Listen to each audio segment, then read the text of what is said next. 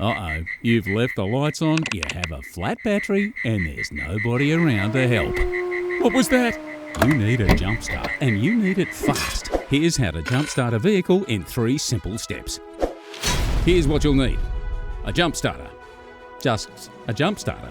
An SCA compact jump starter is affordable, reliable, and, well, compact. It's in the name. For maximum power in a tiny package, a Lithium jump starter is the best choice for you. Do ensure that whichever you choose, it's rated to the same capacity of your engine or higher, and don't forget to put it on charge as soon as you can. Quick, into step 1, setting up. It's wise to get familiar with the jump start procedure in your owner's manual, especially where to connect the leads. Make sure your car is in park with the park brake on. Pop the key into your pocket too. Our battery is under the bonnet, and yours probably is too. However, it could be in the boot.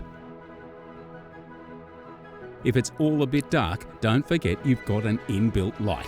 Double check that your jump starter is powered off and inspect your car battery for swelling, leaking or obvious damage. If you find any, do not proceed any further.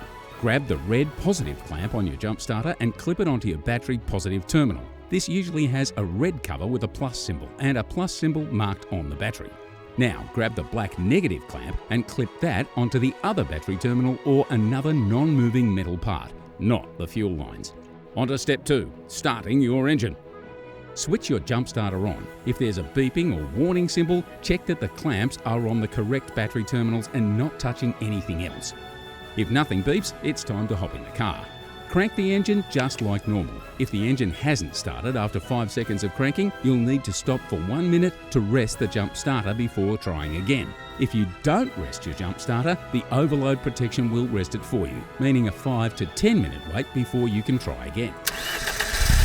Nice! Now you're 1 step closer to getting out of here with step 3, packing up. Now that your engine is running, be very careful under the bonnet. Switch the jump starter off before first removing the negative clamp, then the positive clamp.